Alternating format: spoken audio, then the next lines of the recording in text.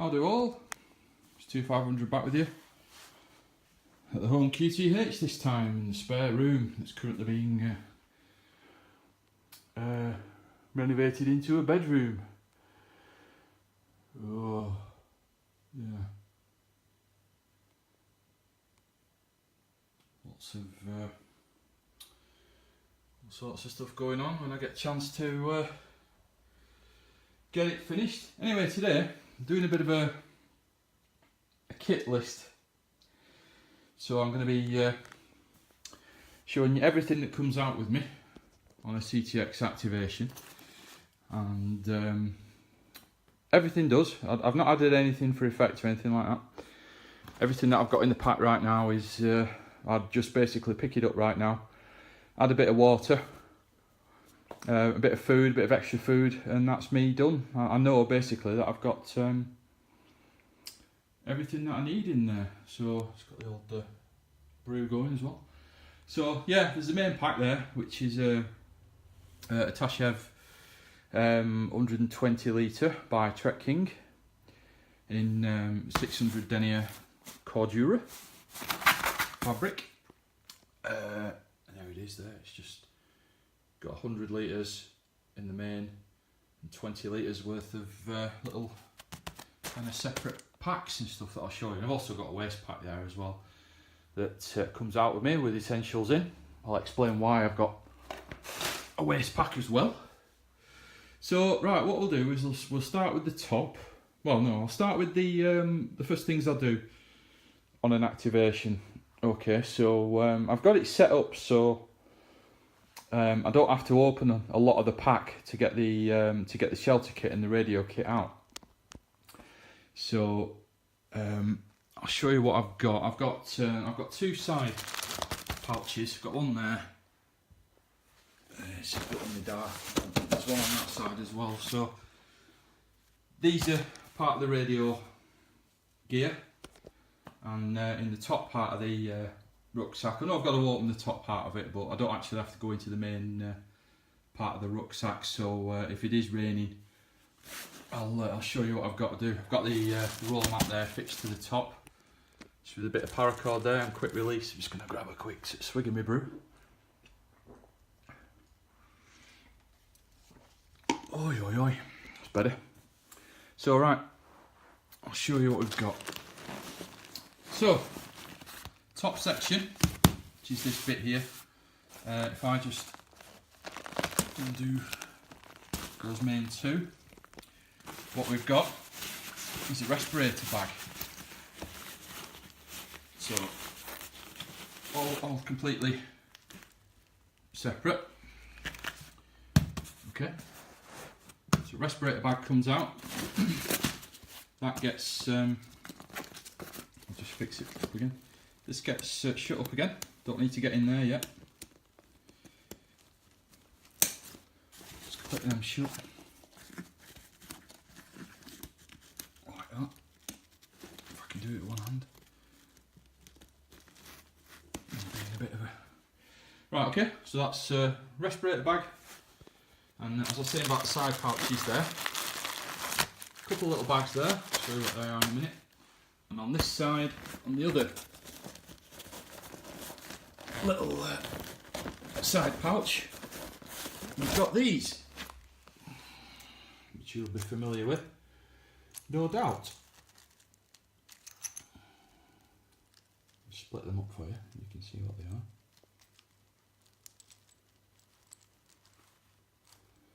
Okay, so we've got I think it's about 5.5, 6 metre feeder there, RG58CU, the decent stuff with the decent shield on it. That's terminated with a PL259 on one side, which is all heat shrunk, and it's got a boot on it as well. And then I've got another PL259 with a boot on it, and an SO239 inline adapter. So you've got a male end there and a female end there. So that's your feeder cable. This is a T2LT design I got from the mighty 104, Gary, CTX104. He'd got some design off a site, and he just wanted to get this put out there. and a mighty fine job of that he did as well. So yeah, I think it's because of Gary, the T2LT's really you know, got off the mark really. So yeah, I made mine with quite a thick gauge oxygen-free copper speaker wire. Basically the same. I'm doing some audio stuff around the house as well, so it's basically that stuff there that I'm going to run around the house and stuff and put some speakers. So it's the same stuff. Obviously, I've just split the cable so it's just one single wire, if you like, and that's kind of tuned for the mid-band basically. So that'll tune in. That tunes in nicely on channel 20 on the mid-band with about 1.2. I don't bother with the Muppets. Normally, if you want all 80 channels, you'd set the resonance of the T2LT kind of between the top of the mid-band and the bottom of the Muppet band. So you're kind of doing it right in the middle of the frequencies then, in hope to get yourself a pretty decent SWR at channel 40 on the mids and channel 1 on UK FM, but down on mid block 27965 channel 1 and 2799125 channel 40 on the UK block, it might be a bit higher. It might be, I don't know, you might be getting 1.4, 1.5 because you're stretching that the resonance of that antenna maybe a bit more than it can handle, but well, that's fine. I don't bother with the UK block. So as I say, I did it for channel 20 on the mids, so it swars up nicely, and it sits probably about 1.3 on 26965 on channel 1, and probably about the same on 27405 channel 40 on the mid block. So yeah, that's that. So that's the feeder and the actual antenna itself. And if you wrap it up nicely like that, don't coil it around your hand or anything like that, or wrap it round anything. You've got to, I'll show you how to do it. I'll show you how to wrap cables up so they actually stay like that and don't just uncoil like a big snake, because a lot of people wrap wires up wrong, and my missus does it with her hairdryer and her straighteners and stuff, and it drives me round the twist.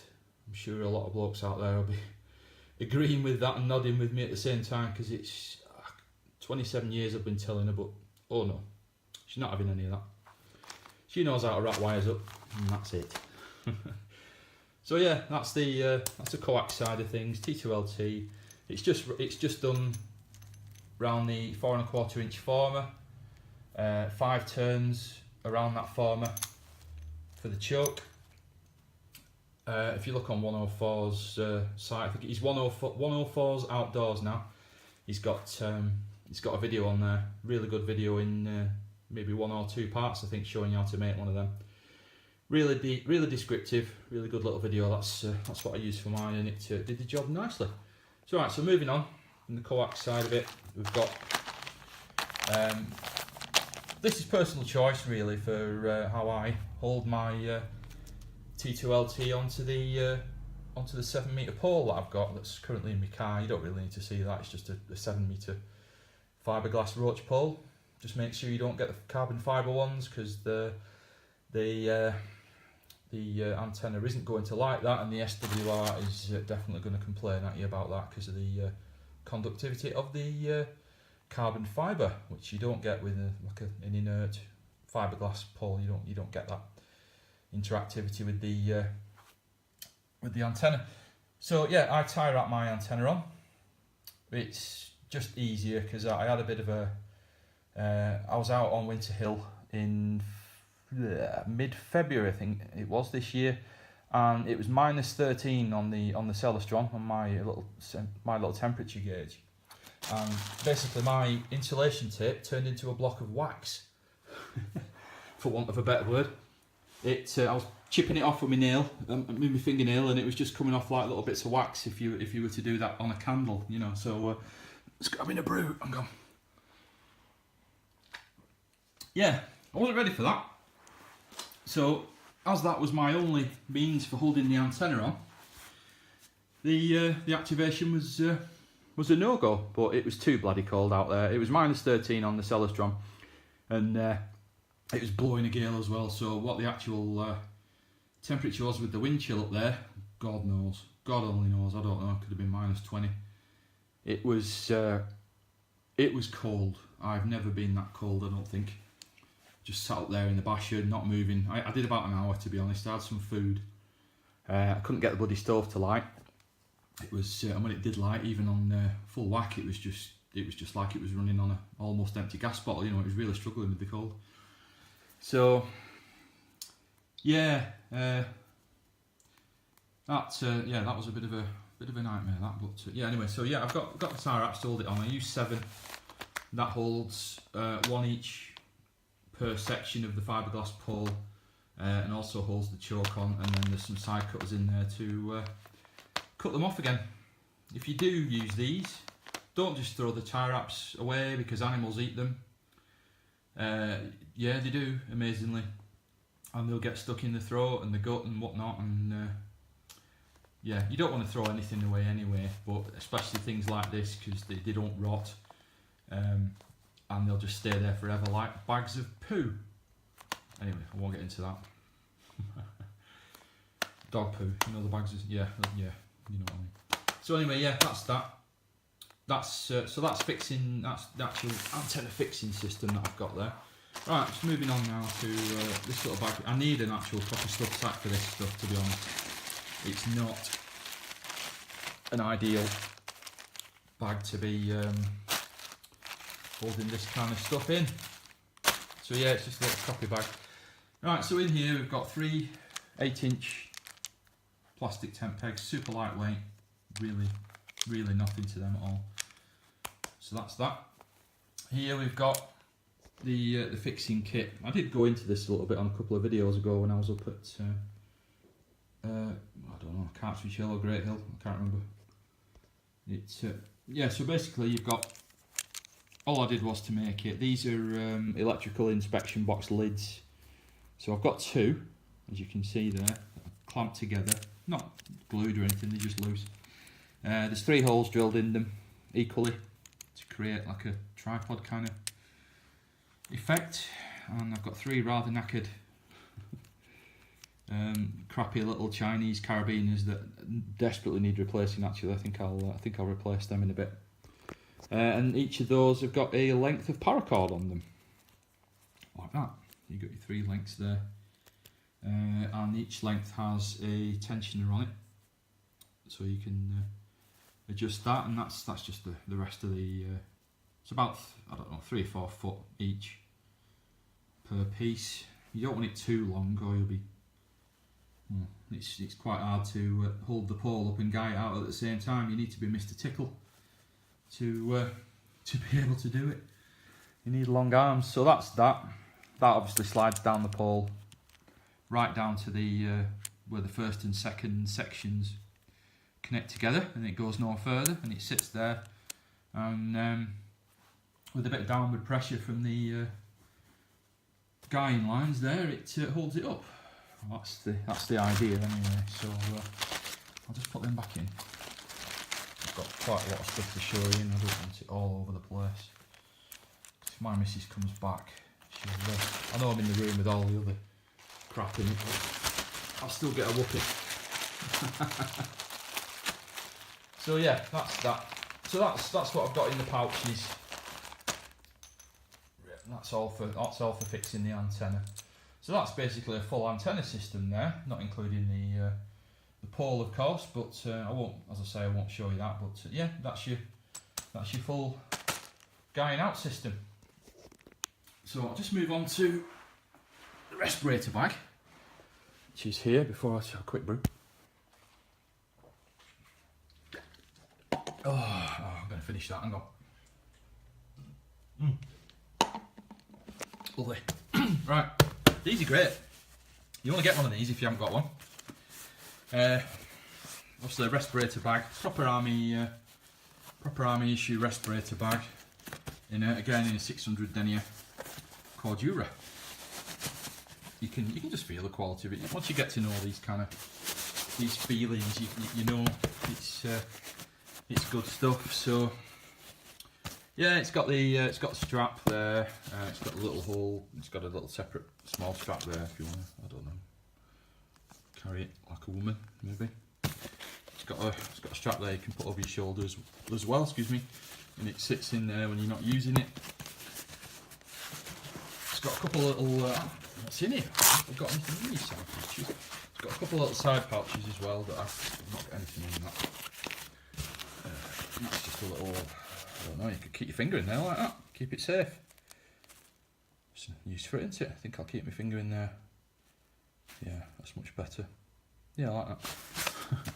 Right, inside, it's got Velcro and it's got a little grabby thing. If you're ever wondering why there's a little loop there like that, it's basically so you can loop your thumb underneath it.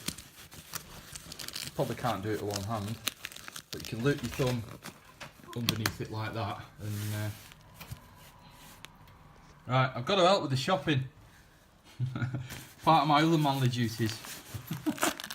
So I shall carry this video on in a momento once I've done my carrier bag duties. Catch you in a minute. I'll do again all 2500 battery again. Sorry, I had to do me husbandry duties then, doing the shopping. Yeah, so as we were saying about the respirator bag, which is here. So I'm just getting comfy. Got I was just explaining about that there. If you were trying to fasten that like that, it's really difficult. So you can actually get your thumb underneath it and click it in like that.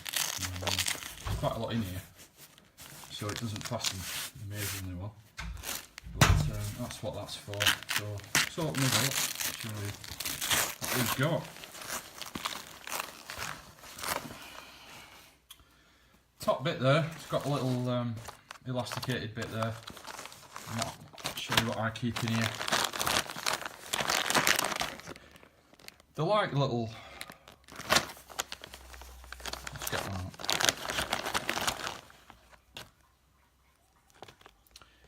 They're like a little tent peg, but they've got a round head on them.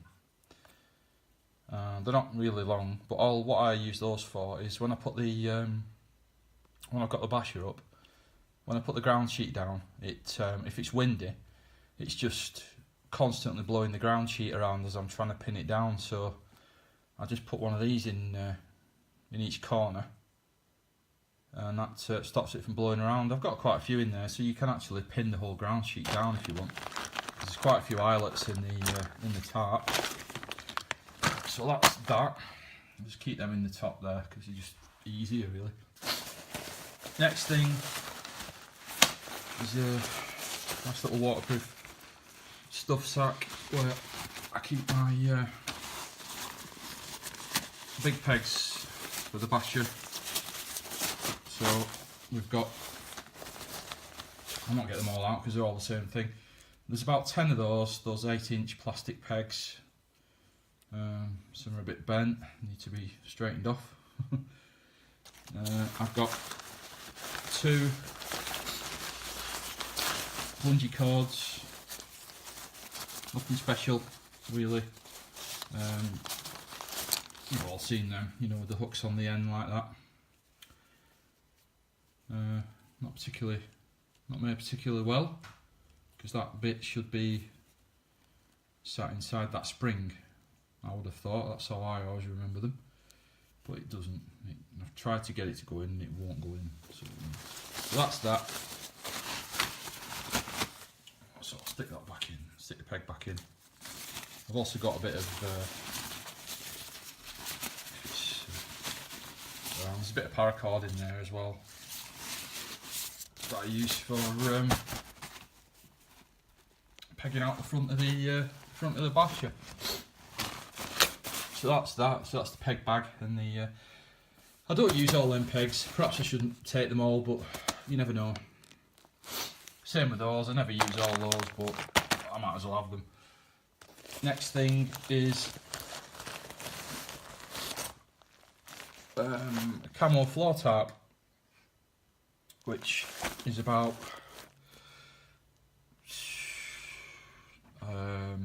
7 foot by 5 foot, maybe 6.5 foot by 5 foot, something like that. It's fine for me. I'm 6'3", so I can lay that out, and I've got a bit of room above me and below me. And then width wise, yeah, I am quite wide at the moment, but it's plenty wide enough to fit me on my front or my side, with the pack at the side of me and the cooking stuff on the other side of me, so it's plenty for that. So that's that.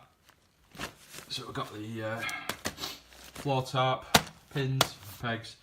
And then in here, I won't get it out, there's no point, but there's an army basher in there, right in the bottom. It's not folded up or anything, it's just shoved in there. So you've all seen the normal army basher. I can't remember the exact dimensions of it, but what I did with mine was, which is a good little hack, if you have got a basher, is if you've got the original army basher, you'll have seen all the way around the edges of them, they've got carrying handles, because they double up as a stretcher as well.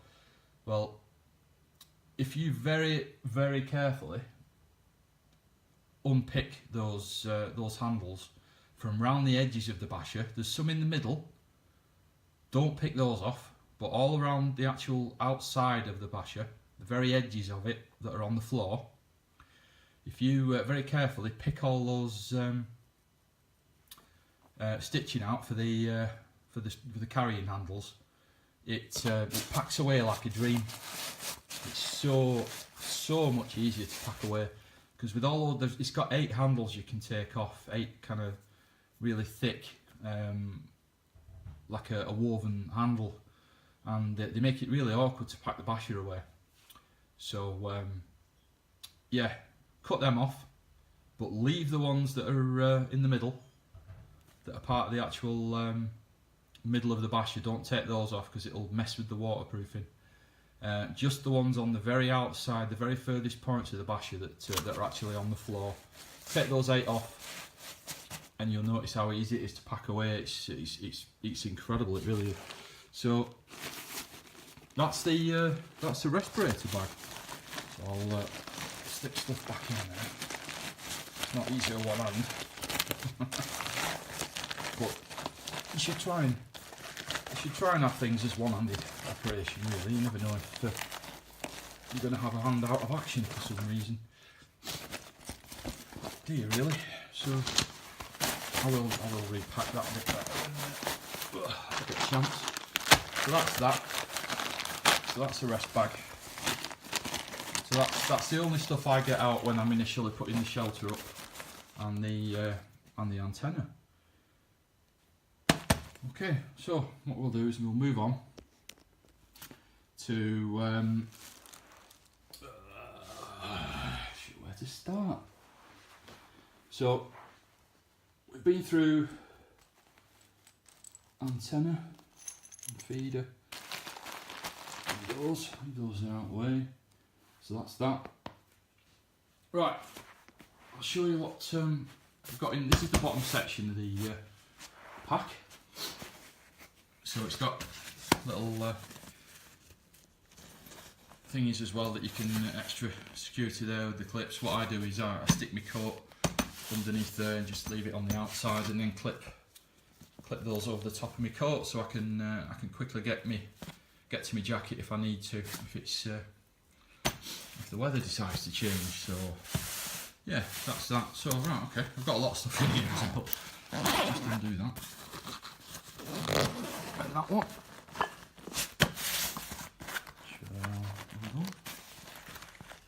Show you what we've got. That's my aluminium water bottle from Poundland, I think it was. Super lightweight, holds about 800 mil, something like that. 750, 800 mil, a bit more maybe, not quite a litre.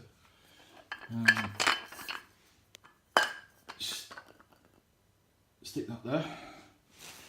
Then we've got, it's inside out, but it's basically a foil mat.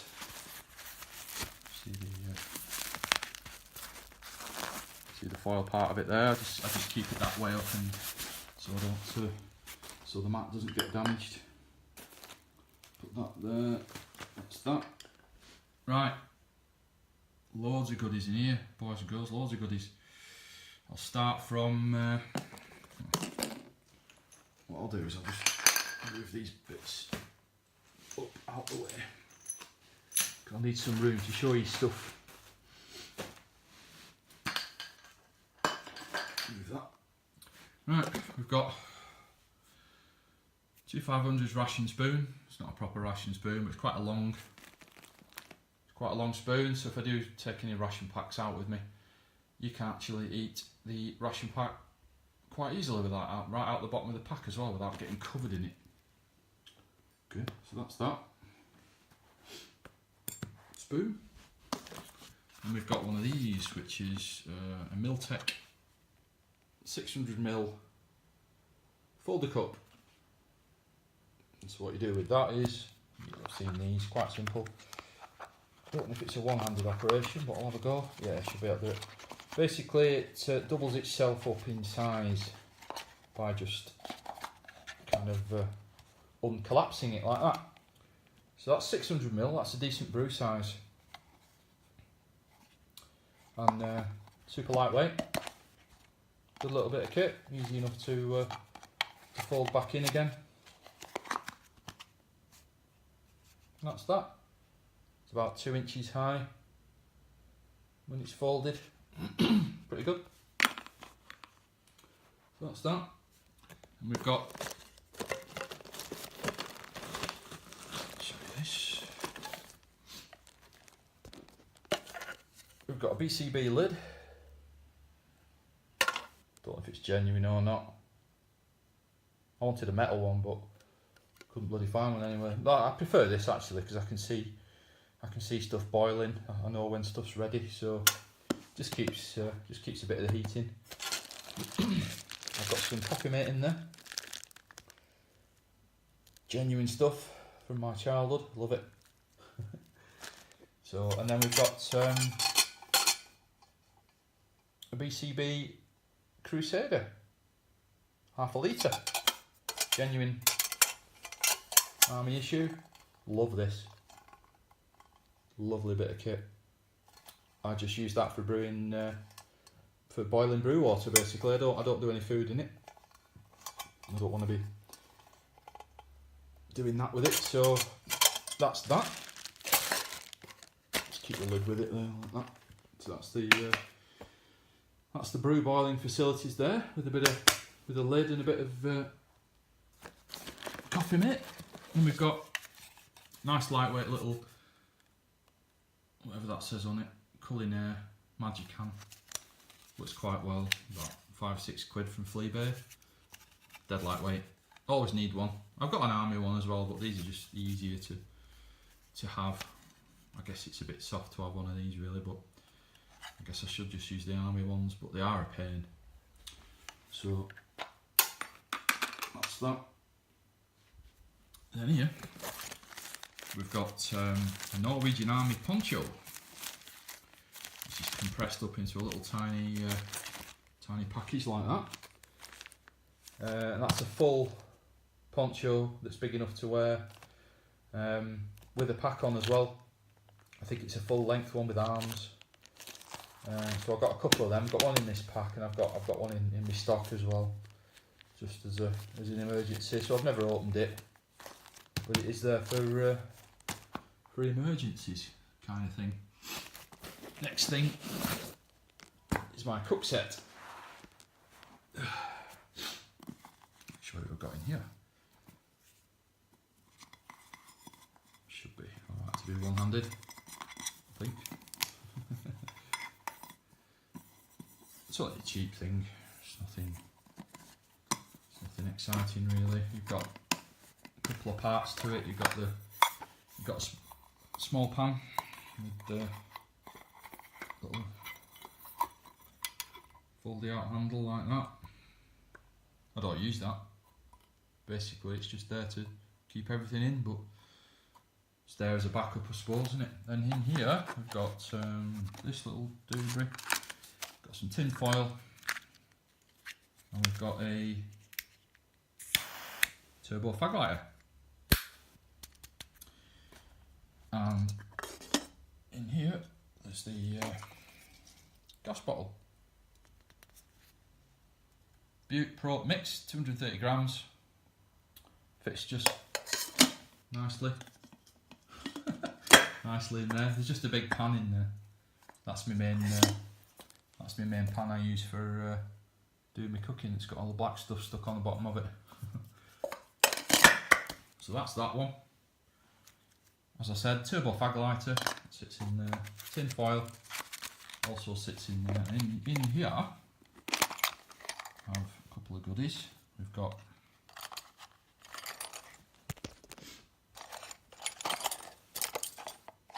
one of these,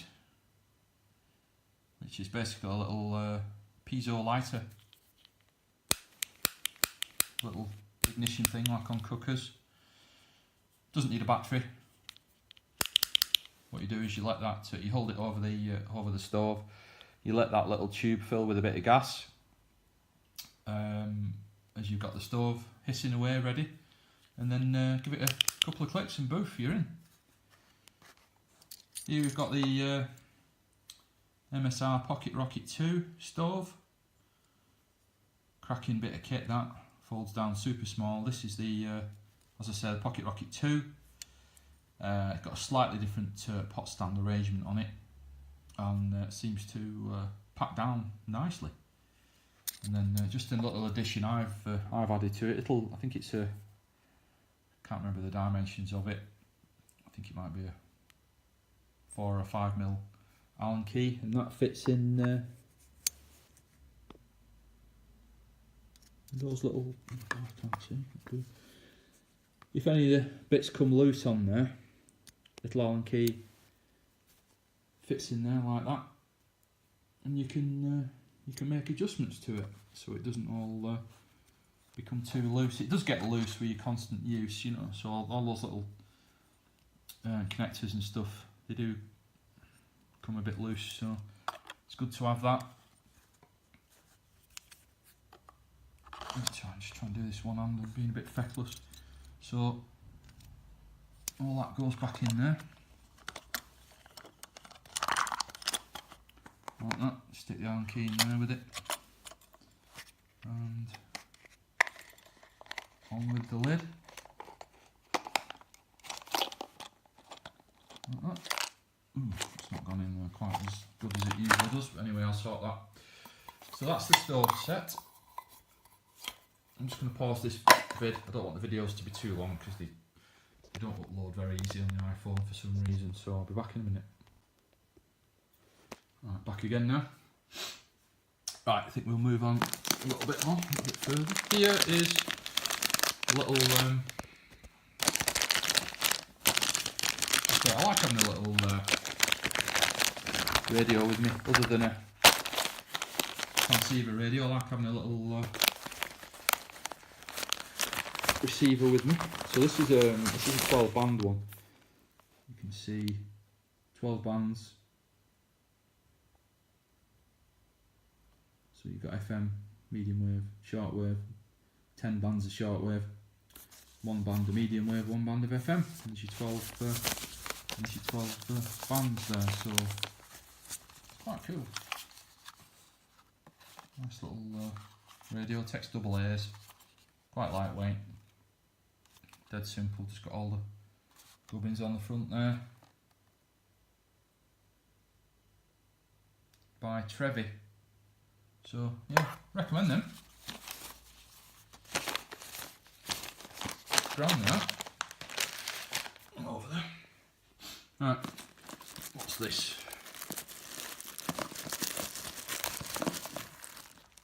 Right, get a couple of bits out of here. Show you. Right. Here we've got, it's particularly exciting, there's a couple of sheets of, it's called Blitz. You've probably seen it.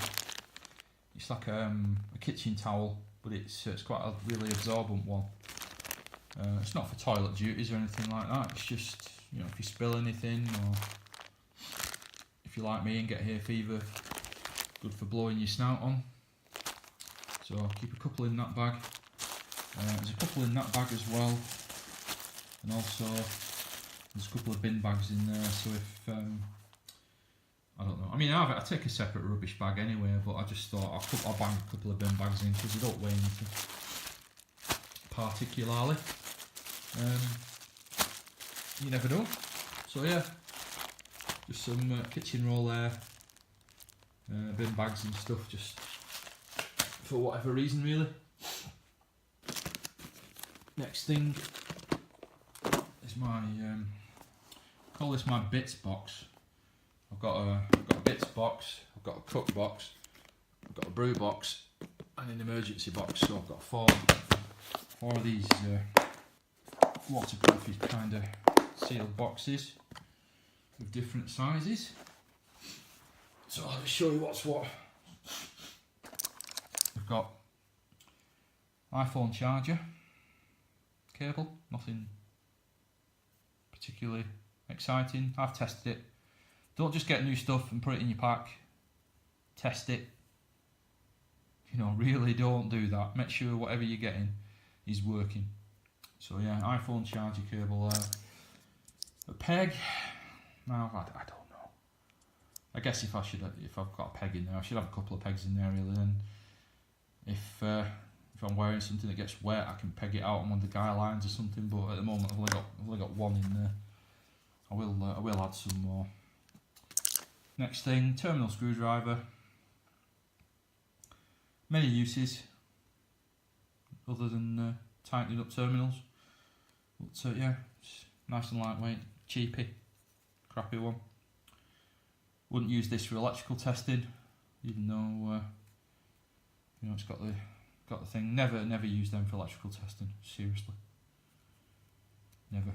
Get yourself a good fluke meter or something like that that you trust. Never trust one of them ever. Ever. Right. A bit of this looks quite thin, doesn't it? But it's mega strong stuff. This thread.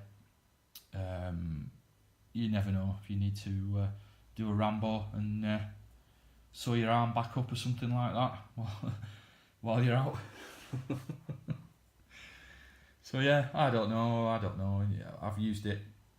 I did rip one of the pockets in my waterproof pants, and I used that to sew it back up. I didn't do it out in the field. I did it at home, but yeah, it certainly did the business. So it's a 100% polyester, 50 meters. Yeah, really super strong thread. Next thing. We've got some just some basic boot laces. Nothing particularly exciting, but you know, pick it up it's alive. If your boot lace ever does go, you know, you don't really think about it, but that's pretty damned annoying and awkward while you're out, especially if it goes kind of in the middle and you can't rescue it by carrying on, you know, like re-knotting it and making it into a smaller one. If they're going to snap, they'll usually snap somewhere that's awkward as hell. So yeah, keep a couple of them in there.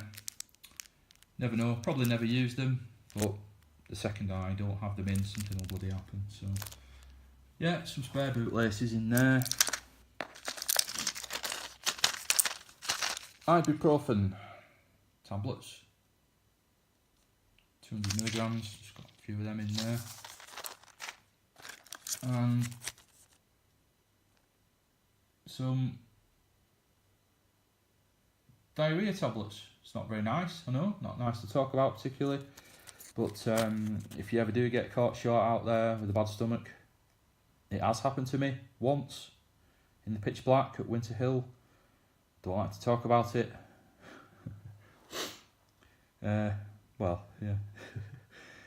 Yeah, quite disturbed me that actually, in the middle of nowhere, needing to do that. But there you go. Right, so have some of them on you. They do take a while to work, but have some just in case. You can't, they're super lightweight, you might as well have them as if not really.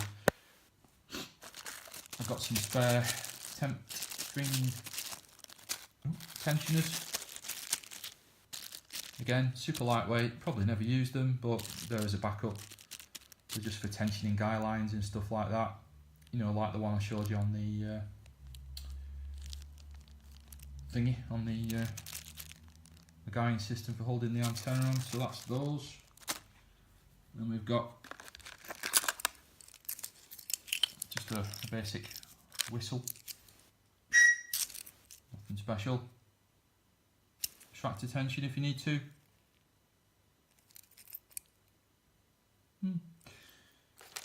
Then you've got this little fella here. There's two parts to this. You've got your standard cigarette lighter adapter,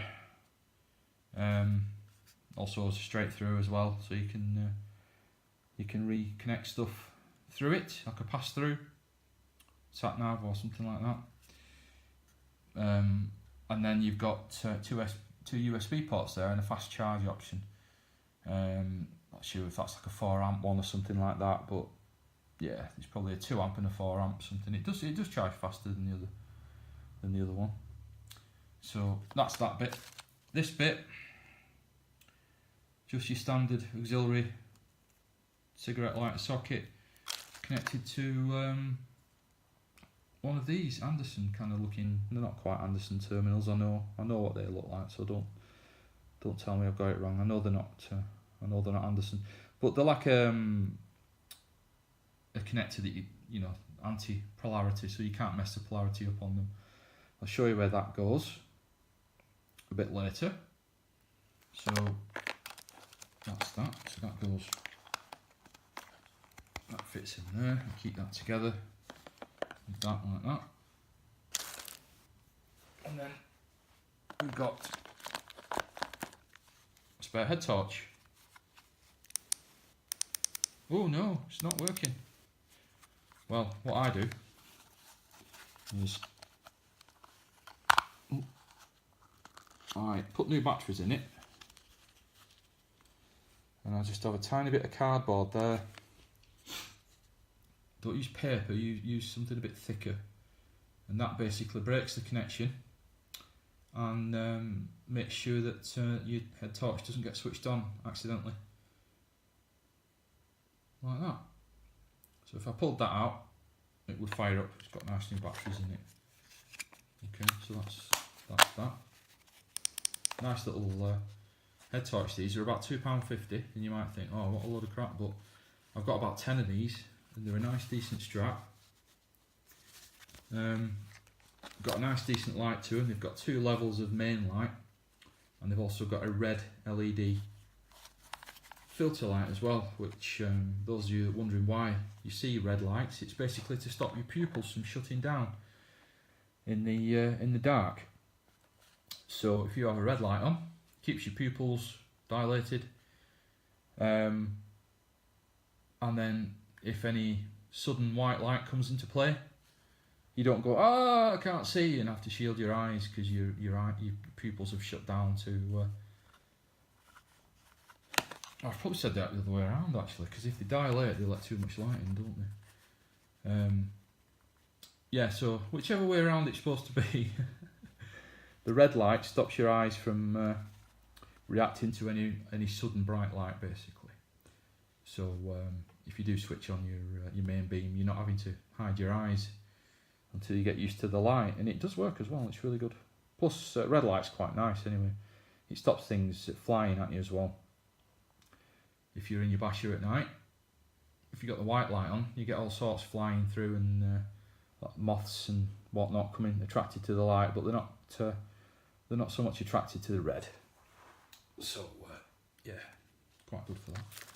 Right there, and then just a pack of tissues. Nothing particularly exciting there. Put that back in, and then here, see my ugly face there. What this is an old ID card of mine. with a load of duct tape wrapped round it. So, and then make sure you put a little flap on the duct tape so you can get it off in emergencies. And that stops you having to carry a full big round thing of duct tape, you know, taking up a lot of room. Just wrap a load of that around there. It doesn't affect the duct tape whatsoever. You can just rip it off as though it's as though it was on a reel, plastic cardboard reel, like a normal reel of tape, but it takes up absolutely no room at all in there in the bottom of the pack there. So yeah, highly recommend doing that. Put some of these bits and bobs back in.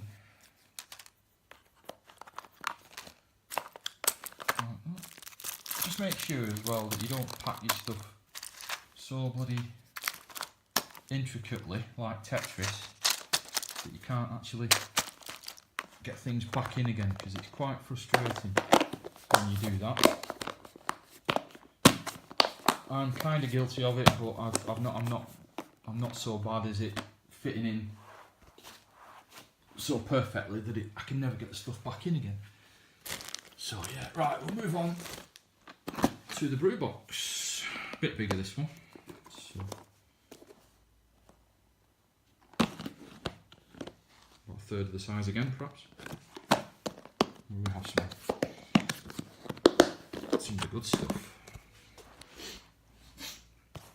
So not much in there actually. I need to replenish that a bit, but I'll use it till it's gone. Some instant decaf coffee there, like that. Sweeteners, quite a big. I might get a smaller holder than that.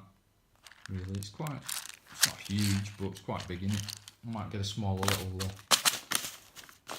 thing. So, God, there's just loads of stuff in here, guys. Loads of these little biscuity type things.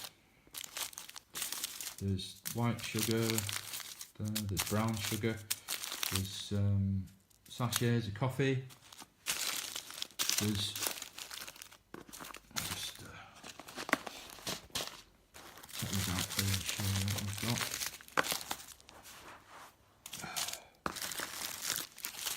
got. Loads of these little biscuits. I need to eat some of these before they haven't got the bloody got dates on them or anything. But they're well out of date, these. You do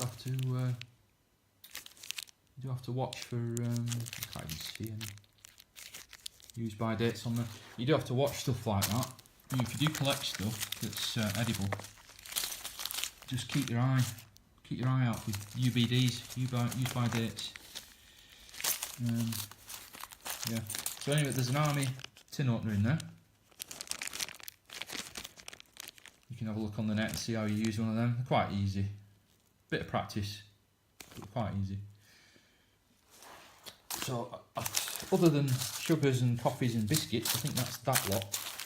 And then there's knife, fork, spoon set, plastic. Some more bits of those. That kitchen roll I was telling you about. There's a bit of tin foil in the bottom, and there is a spare gas stove there as well with a little. That's got a built-in igniter. I wish the Msr had a built-in igniter, but it doesn't. That would have been a nice little addition to that Msr. Not to worry. So that's that. So that's my brew box. I don't really use that knife, fork, spoon set, but it's there for if anybody ever comes out with me or something, which they don't. The missus isn't bothered about stuff like that particularly. And there aren't any other CTX's in the northwest, which is a shame, but there you go. Alright, so that's the brew box, like so. Right, I'm just going to pause the vid and come back. Right, move on to the cooking box. It's not particularly exciting, this one, really. All the coffees and sugars are pretty exciting though, aren't they? So here we've got, you have to really check these for used by dates as well. Mayonnaises and especially mayonnaise, it does not last long. So if you like your mayonnaise like me, make sure that you keep a check on the dates and stuff. Same with anything like that, tartar sauces that are kind of, I'm guessing, the kind of egg based sauces. So yeah, I've got some tomato sauce in there.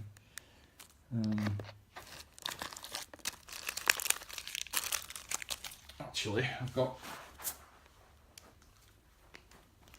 something I want to add to that. Oh, I've got my ponies somewhere, which I thought was over here. Somewhere. I'm not sure it is now, actually. Unless it's in there. Ah, right, here we go. I'll just show you these. I'll show you these as well, actually. I'll put these in the pack while I'm doing stuff. Right. Oh, God. We've got, this is what my stove came in, but it's a bit bulky. I don't like it.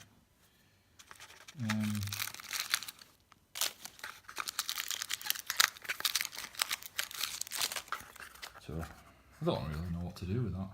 It's cool, but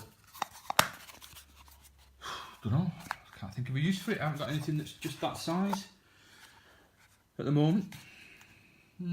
Stay over there. Little refresher wipe, alcohol wipe. You can actually set fire to these and get a fire going with them because the alcohol content. Obviously, got a few more biscuits there to add to my brew box. And look at that. It's a big, hefty brown sauce, isn't it? Brilliant. Yeah, so that's me brown sauce to add to that. So in the, if you ever see any of these in Poundland or anything like that, grab yourself a pack. Because they expand out to quite a big tea towel sized, like a washing cloth, hence the name expandable cloth there. Super small, dead lightweight. Get yourself some of them, just as a backup for, you never know, if you spill something, like I did on Wednesday. Spilled a full brew on the tarp, and of course, because it was on the tarp, it went on a nice long journey all down the tarp, all over me, all over everything basically. The radio kit just about got away with it, but I didn't. I was covered in it, and so was everything else pretty much. So these kind of things will help you out for any spills like that, or if you do any washing and drying while you're out. If you're doing a couple of days or something, you can do your washing up. So I've got a couple of them. I've got some more in stock, but this is cool. Only a couple of quid. It's a moisture-free salt and pepper shaker. So stick your stuff in either side. Flip your lid. Keeps it all nice and moisture free, as you can see. Nothing's gone solid or anything. Good bit of kit for a couple of quid. Love that. Proper love that. In the bottom, a bit more brown sauce there. God, those all dies. There you go. Is that a 1? Is that an 8 or a 6? I think it's an 8. It's out of date anyway. But little things like that, you see. You have to keep an eye on use by dates. You don't want to be ill having something like that. Keep that over there. And then in the bottom of there, we've got some cooking oil. We've got some washing up liquid. And we've got actually what that does say on there, some alcohol hand gel. Just to, if you ever need it for anything, after a 10-100 toilet visit, give yourself a good clean with that. So that's that basically. So what we'll just do is just have have a check, see if there's any use by dates on these. Probably is, I'll have to have a check, but that's definitely out in it. 14th of June. I dare say it would be alright, but I don't think I'd risk it. So we'll leave that out for now. Put them back in.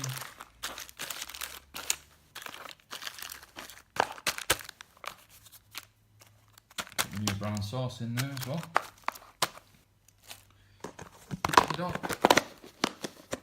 I don't use an awful lot of stuff from in there because I'm going to start doing that, because I'm going to start doing some proper cooking and stuff. So I'll be using that. Right, the heaviest of my 4 boxes. This is my emergency box. So in here we have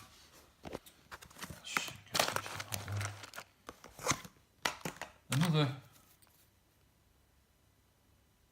iPhone charger cable, tested and working. A little bit of paracord, well, like a lacy kind of thing, really strong though. Don't know what that's. It was on an Army Bergen that I got. I don't know what I'd use that for, but better to have it. It doesn't weigh anything. Do something with it. Got a big Sharpie pen, fine point. I've got even more fine point permanent pen there, and just a standard crappy Bic pen. I've got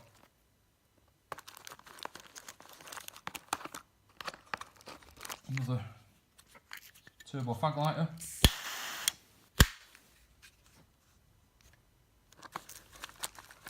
We've got some waterproof matches there, a little striker there. Cool little thing, I just wish that was a screw top. It's not loose for my liking. I might just wrap a bit of something around there so that has a tighter fit. I don't like that. That sounded like a nice satisfying click, didn't it? But it's not, it's dead loose. So that's them. I've got 3 of these as well. These burn for quite a bit. They're just your normal, like a nightlight candle. Why? Don't know. I suppose you could heat something up to eat in emergency with that, or just to give yourself. Sometimes it's nice if it's cold and dark, and just to have one of them burning in the basher with a bit of ventilation, mind you. Just to give you a bit of, it's nice to have a bit of a flame, even if you're not really getting any heat from it. Makes you feel a bit better sometimes. So that's them. Got 3 of them.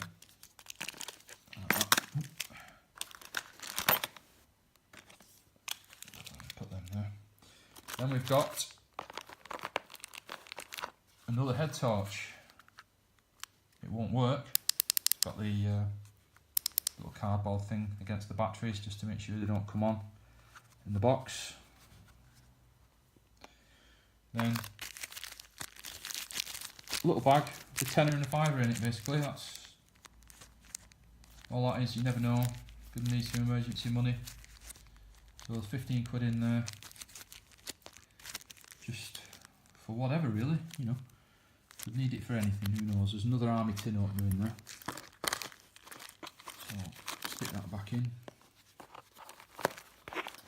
We've got a brand new box of double A's. Quite heavy these, but they're a must really. And nice big box of triple A's there. People probably think, oh, you don't need to carry it, just carry a couple around, but no. I like having them, because you never know. Right, in here, the last of my emergency bits and bobs is this.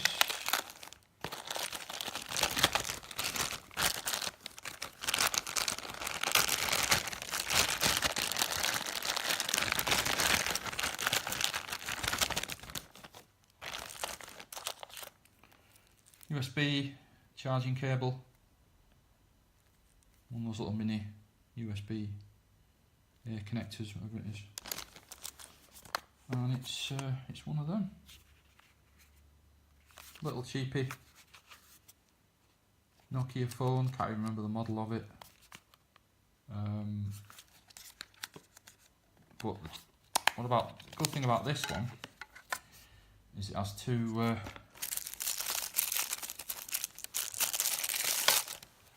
SIM cards in it, so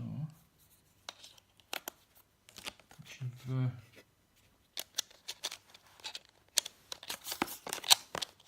fired it up, I'll just show you.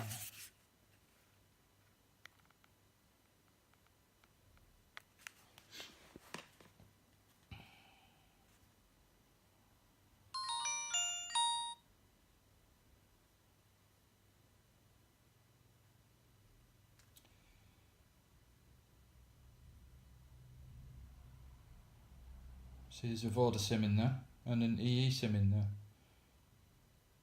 So if you're out somewhere, I don't know, on the hills, and you've no Vodafone network, then hopefully you'll have a bit of an EE network and you can actually get hold of someone, or vice versa. So super cheap phone, couple of pay-as-you-go SIM cards, nothing exciting. And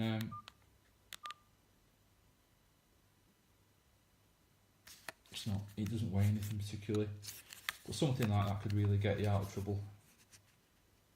I think it's a Nokia 105.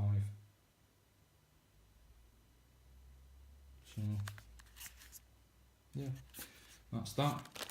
Just make sure that you get the USB charger with it, and you've got some other method of charging it up, rather than relying on the battery, because you just shouldn't rely on a battery for anything like that really. So right, okay, so that's the 4 boxes. What I'll do is I'll just have a little goosey. I really don't know if I need that in there. I don't do any washing up while I'm out. I'm not out long enough to wash up. It doesn't really need to be in there, it's just in there. So, don't know about that. And we've got got a pack of wet wipes there. Just a 24 pack, should be more than that for a day or two out on the hills, particularly. And then we've got a couple of these. Like I don't know, little antibacterial hand wipe. Don't know where they were from. Don't know. Just keep them in the bottom of the pack. There's, again, don't know why I would have it, but there's a big polythene sheet there. Opens out into quite a big sheet. Just keep that in the bottom of the pack. Again, don't know why. Next thing is the windshield. Good bit of kit. Really handy bit of kit, this. Serves two purposes when you're cooking.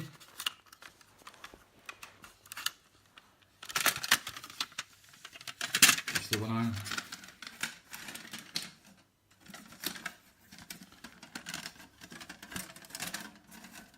setting up, set that up around my stove like that, and then these little things can push them into the ground to keep everything a bit more stable. So I put that right up against, because my gas bottle's round and my pan's round, I can actually get that really snug up to it, pretty much almost shut like that while I'm cooking in there. So it keeps the heat in, keeps the wind out. Really good bit of kit.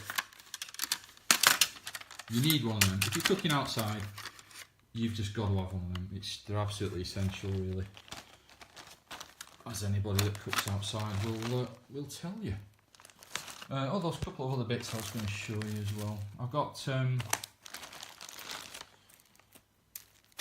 add these to my first aid pack, which I'll show you in a bit. They're just tick tools, basically. If you get a little tick on you from the long grass, and it does manage to attach itself to you, which they can do quite easily without you knowing. These little things you can use to prise them off. Well, about £1 or something from Flea Bear, that, but you might as well have them as not. Just bang them in your first aid pack. This, just a bit of a project I was just messing about with, really. It's for a car. It's your normal kind of flange fitting thing, but there's a 1 amp there and a 2.1 amp 5 volt USB sockets on it, and trailing cables on it there, and an inline fuse, probably a 10 amp or something, 5 amp, 10 amp. I just thought I'd do a bit of a project with one of my batteries, maybe with that, just as an emergency charging system. So that's something I'm going to be looking at. Right there. These are power cables for, do you remember that adapter, that connector I showed you before? That's polarity safety connector, just with some tinned ends on the other side, wherever the other side is, just there, and you can connect them to whatever you want. That connects to my 12 volt power battery, which I'll show you in a bit when I get the radio kit out. I've just got a couple of them. I'm going to do a bit of project work with them and that, and some other bits and bobs that I'm going to do.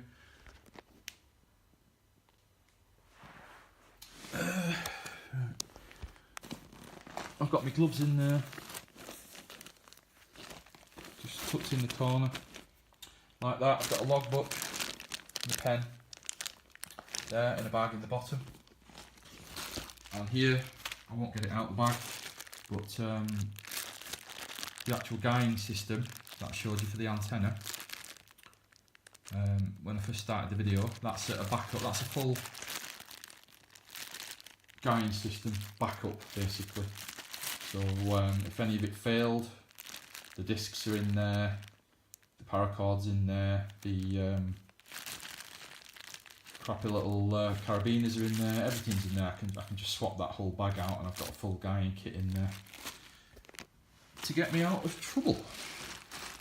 So that's the, oh no, there's something you should always have is, because of the area I go to, I'm in kind of Lancashire more often than not, so I've got a waterproof full ordnance survey map in there as well.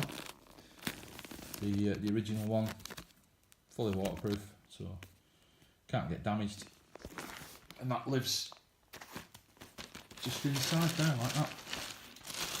So that's the bottom section. I think there's anything else in there, just gloves up there shoved in there, and that's that. So we'll move on to the middle. Well, there's tons of sections in this pack. It'll take me ages to do this whole video, but it should be a good one. It should be a good one for me, and hopefully for you guys as well. So it'll let me see what's where as well, and be able to look back on it and see what I've got and stuff. So I'll put a bit of stuff away. I'll put this whole section away now, and I shall come back with you very shortly, and we'll start on the middle bit. Catch you in a bit. I'll do again, everyone. Right, it's all packed away now. All the bits for the antenna all packed away in the side pockets now, and the T2LT and stuff's packed away in there. Everything's in there, back as it was. Right, outer middle section now. See what we've got. This is basically emergency food, guys, in here, nothing else. So, ooh, chicken flavour, southern fried. So some noodles there, some spicy prawn.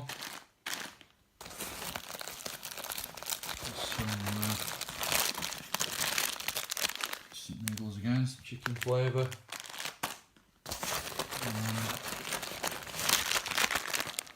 Some more spicy prawn. We've got a couple of you'll all know that, you'll all know these. We all love these, don't we? These are these might not go back in the bag. They might be in my belly. Caramels. No, they stay in there as a bit of a backup chocolate, really. And then there's a pack of whole grain rice there, like that. And then there's some tins of mackerel fillets, which last quite a while, probably.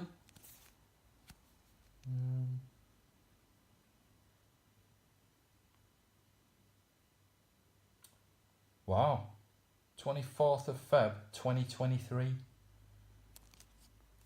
They'll last me, won't they? So that's my emergency food. 4 packs of noodles, a pack of rice, a couple of chocky, and a couple of tins of mackerel. And that would be plenty. If you can find a water source from somewhere and be able to boil it, you've got 4 meals there, you've got a meal there, and you've got... There's plenty there for what I ever need. I shouldn't need to be anywhere longer than that lot will do me for, really. So stick them all back on. Do that reasonably quickly. And like that. Rice in there. And the chocolate. So that's my emergency food. In that little top section there, to be careful not to put anything on there. It squishes all the noodles down, which, well, would be a big problem. But and then this part here, you can actually also get into the main pack as well without going in via there, which is good. So what you do is you just open these up like that, and then that allows you to access the full, the whole kind of middle section there. So I've got my cap there, it gets sunny. 3 main sections in here. So I'll start with this one. You military guys or whatever, or preppers will know what these are. These are extra large, fat suit sized. If you can read that or not. It's a reversible army softy jacket. I love this. I tell you, out of all my kit, my softies are my favourite, and I've hardly ever worn them. I think I've worn them once or twice in early this year when it was bloody freezing. But just to have them, I just love it. I just love the fact that I've got them there as a backup. So there's the jacket. Not particularly big there, when it's I tell you guys, it's so hard to compress that down to get into that bag, man, because it's an extra large coat, and to get it down into that kind of size, it took me some doing. Once I'd got it out of the bag once, it took me so long to get it back in. I was getting really annoyed. I just thought, bloody came out of here, it's got to go back in, and it would not go back in.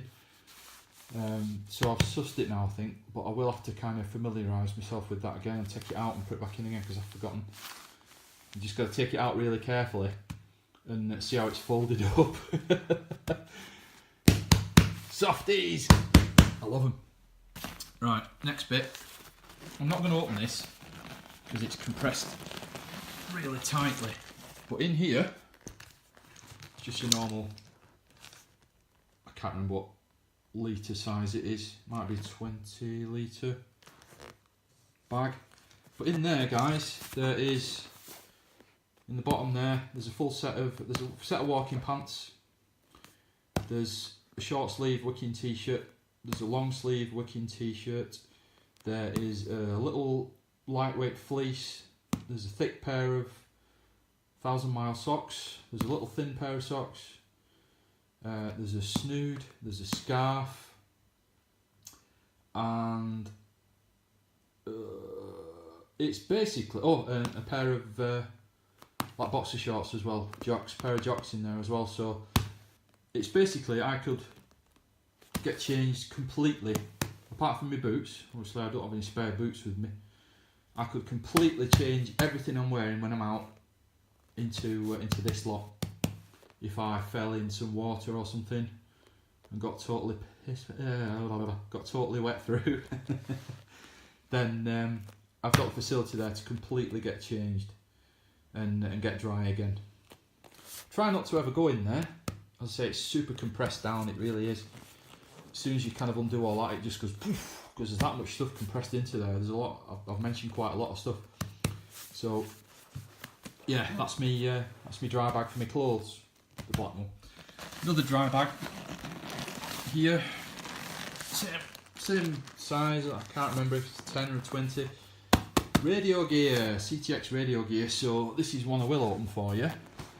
And then you can see what's what in here. So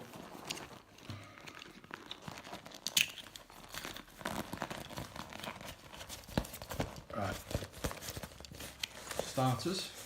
This little show you what that is in a minute. It's not what it says on there.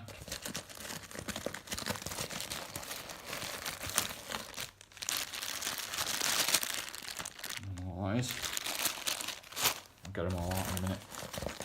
And another one of them that you saw from my emergency bits box. Show you that in a bit more detail in a minute. So if the camera work here, guys, and then those of you that know that particular type of PCB board in that particular kind of radio will recognise that, even though it fits quite a few different radios. And again, it's got one of those polarity safe connectors on it. I'll show you where that goes in a minute. Okay, so it's just got an inline fuse and a rather kind of nasty looking connector on it. It's just got a piece of chop block on it at the moment. That is going to be heat shrinked and soldered, so the cable will be in line and not going back out and then back in on itself like that, causing stress on the cable, which I don't like particularly. So that's that. Next thing, only two more things, well three more things actually, is show you that in a minute. You probably know what that is. And then sorry guys, it's not easy to get this back out. Doesn't it always want to come out with one hand? I think there's a little tape in there as well. There you go. So that's the bag. Insulation tape, multiple uses. Don't really like it, but it is there if need be. Bag. Inside. Another bag. Which is then in turn inside another bag. And then we can eventually get to the hang on a minute.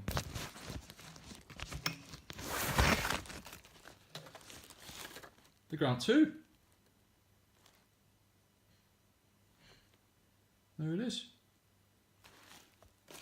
so that sits in 3 different bags to keep it safe, to keep it dry, to keep it from getting flattered about. And then show you the next bit. Tracer. This is a lithium polymer battery. Not the cheapest of batteries, but oh man, are these a good bit of kit. Are these a good bit of kit. You can actually get it out of the pack. There you go. Lithium polymer. It's 10 amp hour. Couple of goodies on this side. Charge connector. Your 2.2mm kind of standard connector there. And then the connector I was telling you about, which goes in there, so you can't put it in wrong. Basically, it's polarity safe, so you can't get that in there to do pos to neg, neg to pos. It makes you put it in that way, like that. So that goes in.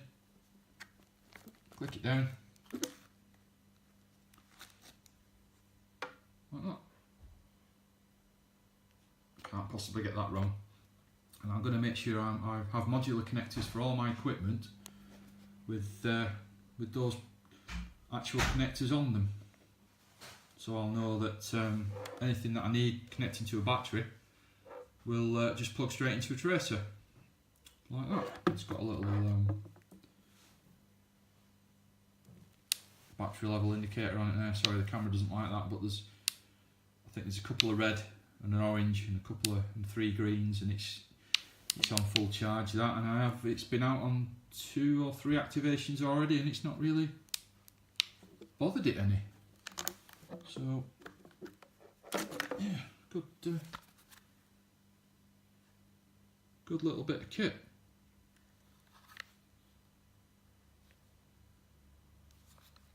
These are 700 grams, by the way, and as I say, it's a 10 amp hour.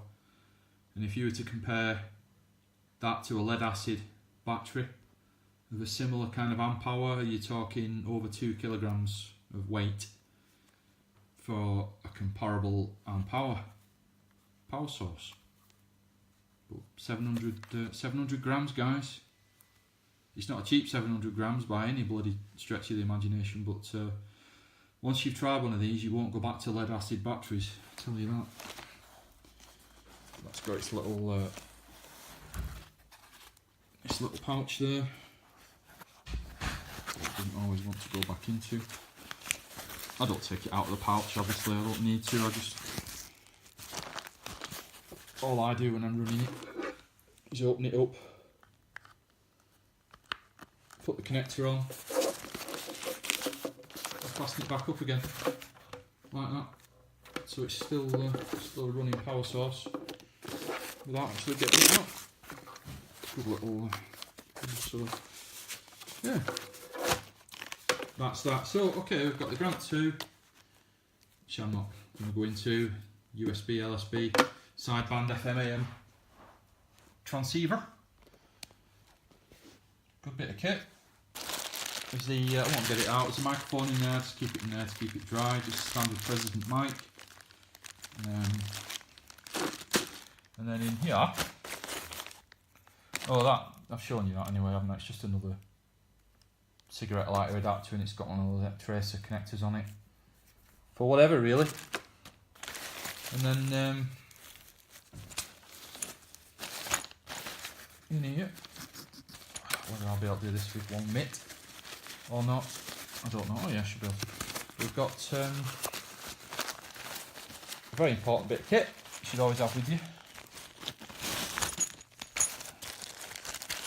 First off is a PL259 patch cable. Doesn't need to be very long, usually 1/4 metre, 1/2 metre, something like that.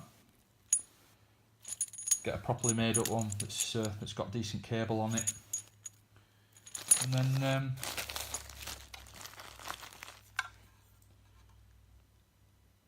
your old faithful SWAR meter. This is a Mod 103 by Zetagi. It does power output as well, so it does up to 150 watts. Not that I'll ever use anything like that. I think the Grant 2's 12 watts, so you're kind of talking just over the 10 there for the scale, but you really need one of these with you. I just wanted a really compact one, so I went for this one. They're a bit more expensive, but it packs away really nicely in there. And the CRT one that I had was a bit bulky, and it didn't fully let me close the dry bag up, so I went for a little slimmer one like that. That's the smallest one I could find. There was just nothing else at all, you know, that was for HF. Yeah, good, isn't it? I like that. It's nice and tactile as well. It's heavy, but you know, it's quite made out quite thick. Well, not thick, but it's certainly got a weight to it. But yeah, so that's what lives in there with the patch cable and a bit of bubble wrap. So that's the radio gear. Swar meter and patch cable, tracer battery, little thing that I don't really use, so I'll keep it with me. Microphone, power cable for the Grant 2 and the Grant 2, and a bit of insulation tape that again I don't really bother with. So yeah, that's your radio side of it. I'll catch you in a bit. Hello again all, 2500. Just thought I'd quickly show you as well. Now the middle section's almost empty. I've got some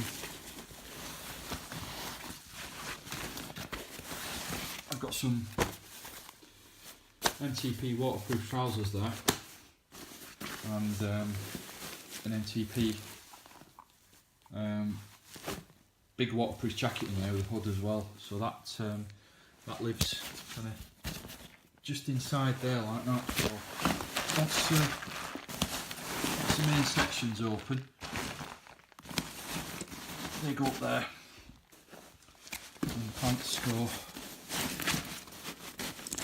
in there like that. Just that.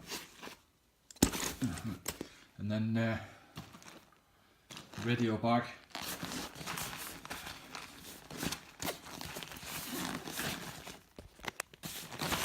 goes in there up against that side, and the clothes bag goes in there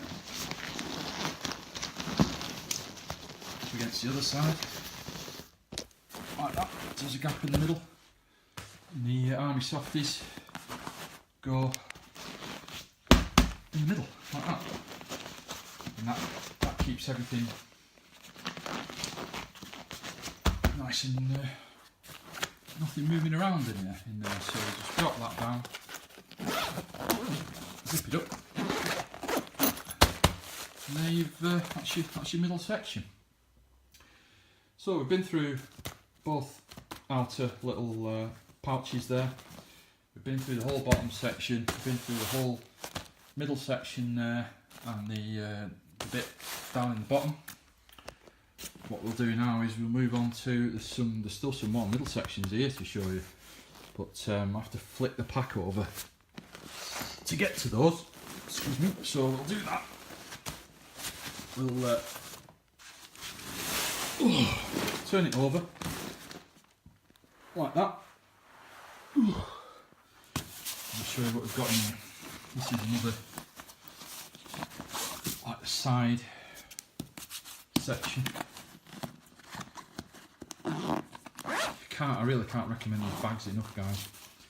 Trek King Tashev 120 litre, really good, better than any Bergen, absolutely blows any other Bergen out of the water, this thing, you know, in my opinion. Right, this is a little basically a little, like a biker kind of balaclava, really. It's not ideal, it's not the kind I wanted, but yeah, it's quite a long one, and it does come down over your neck, so it's quite thin. So that's that. Keep that in there.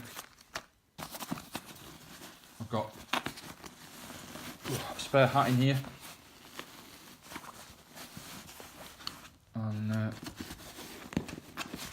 outside the spare hat, there is a shelter light. And what I do with these is I put the battery in upside down to stop it from working. So that's the little hanging shelter light. It's alright, it's not mega bright, it's only £1 from Poundland or something like that. A couple of quid, whatever. Get them for a couple of quid on eBay as well. So that lives in my hat. With this, this is a, show you, get it out. Just a little waterproof bag. It's not quite so waterproof anymore. I've not tried this, to be honest with you, because I've got other charging methods, but I don't think I have anyway. You basically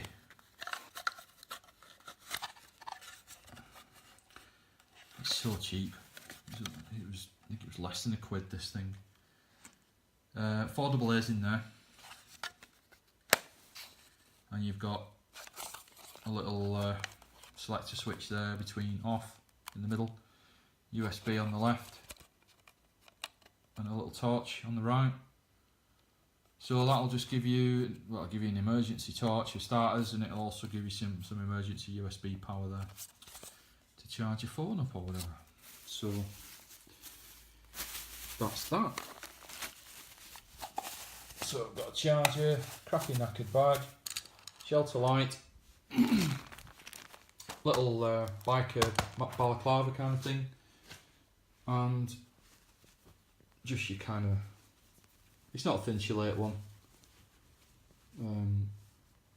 it's not so good actually really, but it's just a backup hat. I've got a thin insulate hat in my car that I take with me, that I normally have packed, to be honest, but that's that. So that's what I keep in that side section there.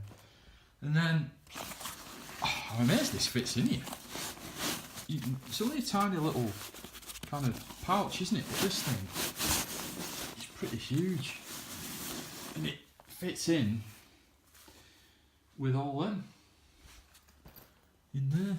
Oh, it's pretty big. Obviously, it's big enough to fit it, but it's a good little addition, that pouch, those side pouches, isn't it? Real. Right. Okay.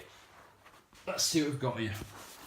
This is quite comprehensive, this, guys. I don't like going out without anything proper when it comes to first aid, so I don't. So I got this as a pack with quite a lot of it in here already, but I have removed stuff and added stuff that's more relevant, you know, because you always get stuff or numbers of things and you think, oh, I don't need that, that's crap, that's rubbish, don't need that, that's pointless, whatever.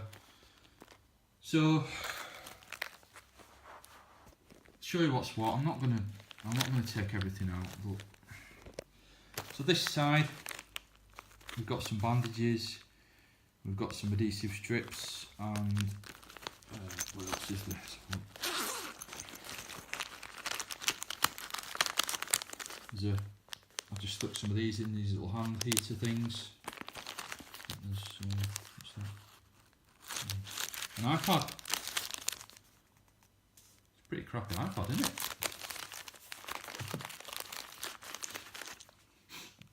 Fancy loading apps on that. Yeah, a couple of them. It's supposed to be 8 hour, so we probably get an hour out of them. Certainly don't believe that. And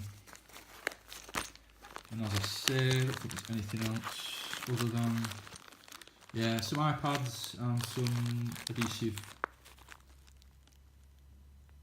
strips, which I'm guessing are kind of like plasters. I don't like saying Band-Aids, I'm not Americanising everything.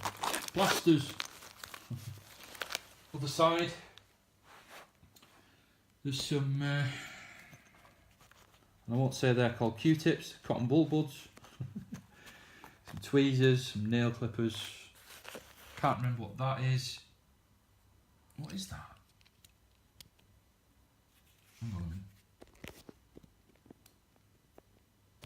Oh, it's a little multi-tool thing. bottle opener,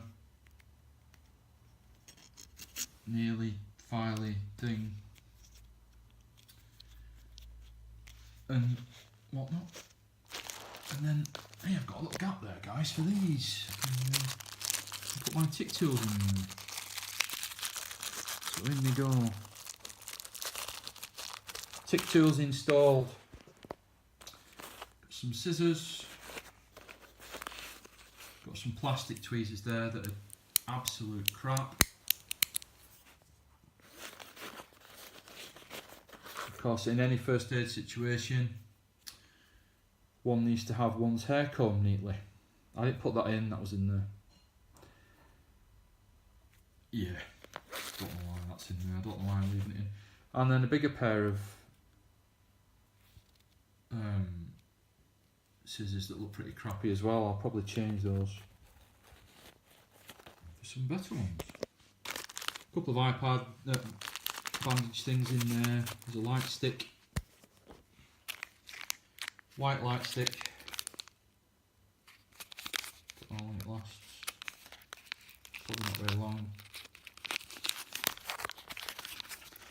Doesn't actually say. 8 hours. So you might get 3 or 4 out of that. Never go off what they say. Never, ever, ever. Right. So that's that bit. That's that section. Next bit. Oh, rubbishy camera work again, guys. Sorry about that. We've got some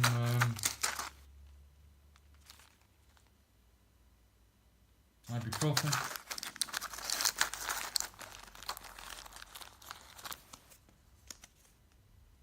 Imodium. There's some triangular bandages in there. There's another one of those iPad dressings. We've got some of them out of the way a minute. What else have we got? Triangular bandages, as I said there. There's some more hand heaters there that I've put in. Some more, and I got a load of these for a couple of quid. They're a 10cm by 8cm big plaster basically, and be good for covering things up and things, especially like heel blisters and stuff like that when you're out and about. So there's 10 of them in there, only dead lightweight, fit in there quite nicely, so I left them in. And then this section here, got another light stick. There, we've got a little mini sewing kit. I have got some really thick twiney stuff that I showed you earlier on. So some pins in there, there's that thing there, I don't know what that is, some little mini scissors, some needles, bit of thread and whatnot. Get one of these, guys, you always need one of these, especially if you're doing cooking out there. Burn shield, basically unwrap it, wrap it around the burn, and it stops it from getting infected, and also makes well, that's the main thing really, not getting the burn infected, or the skin around the burn. And cover it up, put a bandage around it or something, and get yourself sorted out. You know, if it's but it will protect you in the interim time till you can get to hospital or whatever. You know, it's yeah, burn shield. Get yourself one of them in your kit, quite lightweight, a couple of quid. Do it, guys, get one of them. Definitely get one of them. Put that one in it. Bandages in this side, some safety pins, some Alcor pads there, some surgical tape. There's a bit of a tubular dressing kind of thing there. So yeah, it is quite a lot, and it is quite heavy, but it's and I haven't needed anything out of there yet. A year of CTX in, I've not actually opened that up, but that's not the point.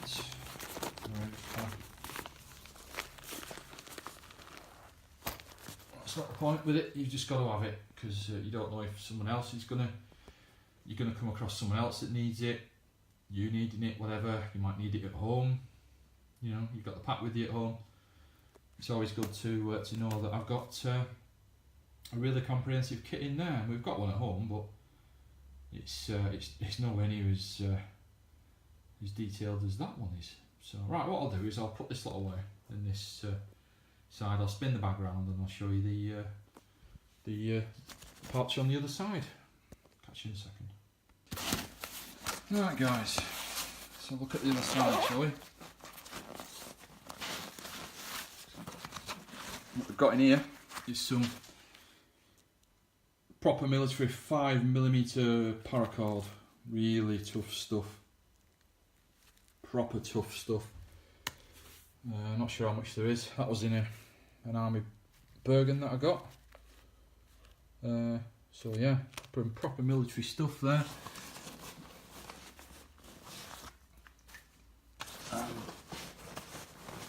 We've got these little puppies, which I love. The other part of the things that I love really a lot are the Army Softy reversible trousers. Like a green and a sandy kind of colour. To CTX2500's. Yeah. So yeah, there's a set of softy thermal trousers in there that fit me. Big duffers. And in here we've got a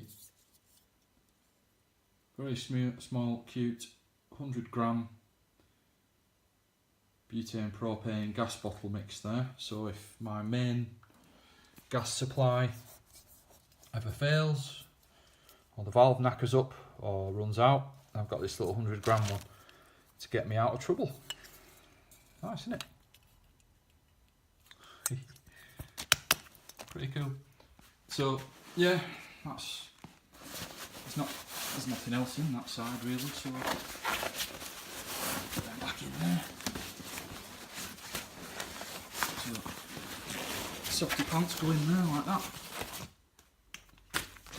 The gas bottle just sits in there, and the paracord just sits in there with it like that.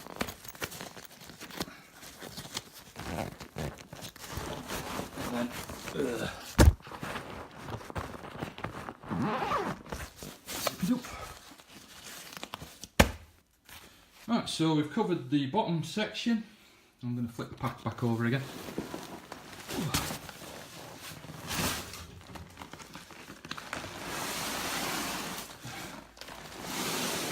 Right, we've covered the bottom section, middle section, the bottom section underneath there. Covered both of those side pouches.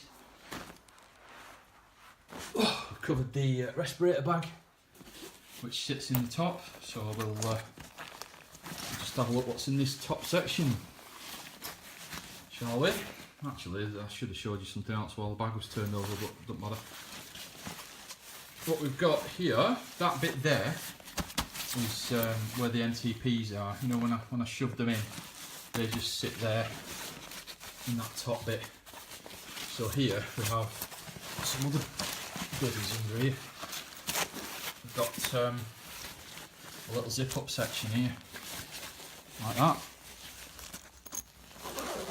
So let's see what we've got in here, shall we?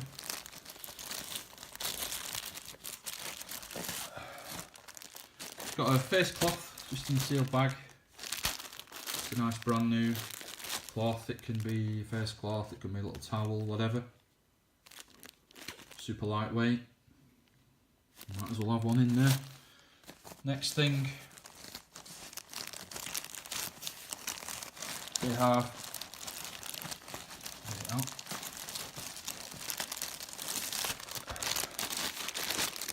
an emergency blanket in Highlander.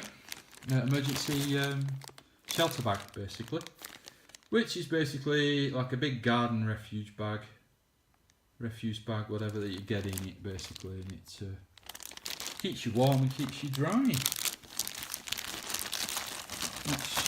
That's basically what it is. And it's got some survival tips and tricks on the front of it there as well. So worst comes to the worst, your basher blows away in the wind, whatever could happen. Stuck out in the bad weather, what you do is you get your layers on, and you basically get in that bag. What I need to do, which I haven't done, is open it up and just see how big the bag is, and if I can actually fully get in it, you know, like past my head kind of thing, if you can actually get in and get your head in it, because that is one thing I've not done. Okay, next thing, some more bootlaces. They're a bit short then, but you can concoct something to either hold your boots on, or you can use them for something else, or strapping something to your pack or whatever. Yeah, some bootlaces. Then we've got, again, I've not tested this either because it's packed up. That's one of them little foil sleeping bags, so you'd actually get in that first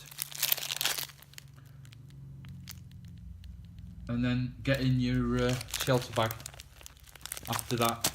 So that'll be up against, you'd have your clothing layers on, then you'd be in this to keep your body heat really in, you know, and then to kind of make sure your heat's reflected back at you and thing, and it's not getting out.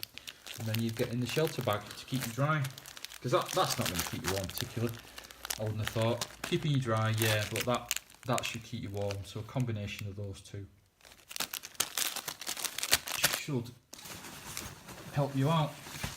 Here, I won't take it out, but I've got a tent peg in there. It's got a load of like garden twine wrapped around it, so if you needed a load of twine for some reason, it's that really strong thick stuff, but it's really lightweight, so there's a load of that wrapped around the tent peg. Never needed it, but you know. Got some of these pole baskets. So basically, you know, the bottom of your water pole, the bottom of your walking pole, they twist onto the bottom, and it stops your pole going down in the mud, basically. So all that does, just keep a couple of spare ones of them in there. They don't weigh anything, a couple of quid. And then I've got some overshoes, so I really don't know what I'd need them for, to be honest, but they don't weigh anything. If I got really, really muddy, I could put some overshoes on for when I get in the shelter. Or a good idea would be if you get in your sleeping bag and you got your boots on, or you're getting in your foil bag or your orange shelter bag there. You could stick a couple of them on so you're not getting crap inside it. Or the bottom of your boots are not damaging the foil. It's only quite thin. So yeah, that's those. So there's the little mini towel, orange shelter bag, some spare extra laces there, a little foil sleeping bag there. He looks quite happy in there, doesn't he? He or she. Yeah. All the shoes, pole baskets, and the tent peg with the garden twine wrapped around it. I think that's it, guys. I think that's the whole shebang shaboo. Just one more thing to show you. That's the waist pack. So, £6 this. Again, it's a nice 600 denier kind of either an Oxford weave, or it's not a cordura, I don't think. Doesn't feel quite right, but it's a thick denier, so it should be waterproof. It's like an Oxford kind of weave, I think. Right, yeah, so start from the outside pockets on this. temperature gauge there. It's nice to reference that on camera when I'm out, so you can see what the conditions are like. There's an after-bite pen there. You get something bites you, bang a bit of that on. It's kind of got ammonia in it or something like that. It's really stinky, but I've not tested it yet either, so actually know if it works. Side pocket, got the Cellstrong, GPS, little cheapie. Got head torch number 1, again with the little cardboard cutouts on it to stop the batteries from wearing out. £2.50, cracking bit of kit. Head torch number 2, please. Same thing, won't work, but pull the cardboard out dead quick. You've got a working head torch there. So that's that section.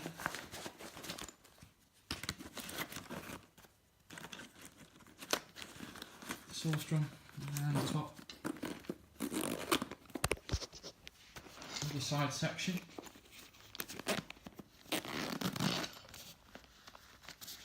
Keep your car keys in here as well. I just take my car key and my front door key. I don't take all my keys, so the car keys live in there. Got the Etrex GPS unit, Garmin. Which one it is? A 30, I think.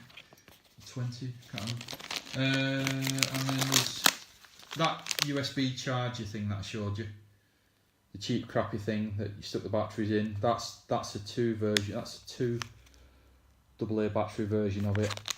Same thing. It's got a little USB connector there and a little tiny LED torch. That's got the batteries in ready. Has been tested. Does charge the phone up. How long it will charge it for, I don't know. But as long as it gets you some kind of charge, you can contact someone if you get stuck, and job done really, innit?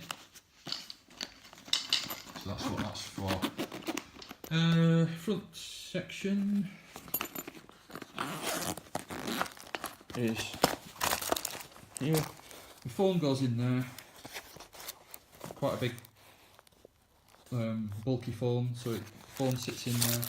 Got a couple of like super bloody strong ginger sweets.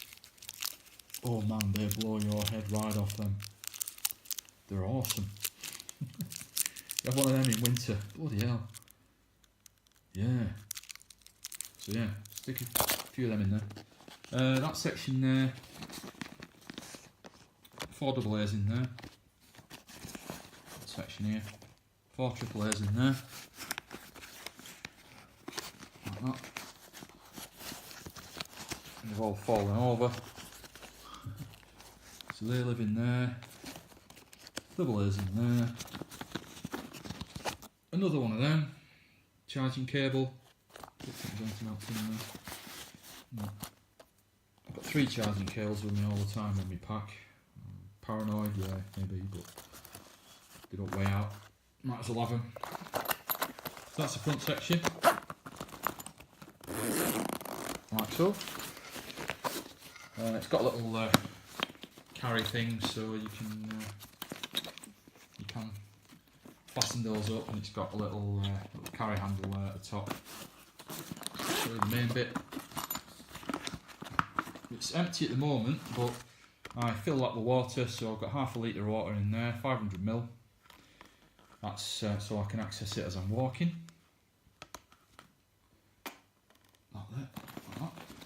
And then we've got some Factor 50, which I've had to use quite a few times actually, last month or so. Sun spray stuff. And we've got some, this is big boy stuff, this 100% DEET Life Systems, a really strong insect repellent with a little pump spray top thing on it. Certainly needed that as well a few times this up to now this year. About a tenner, but good stuff.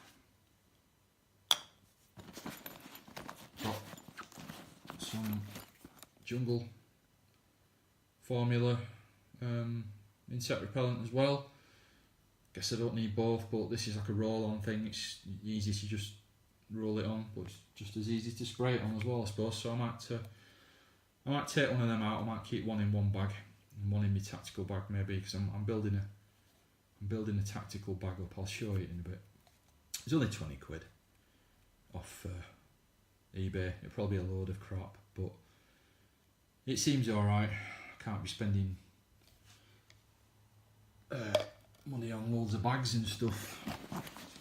And in the bottom there is a spare hat with a bottle of spring water in there with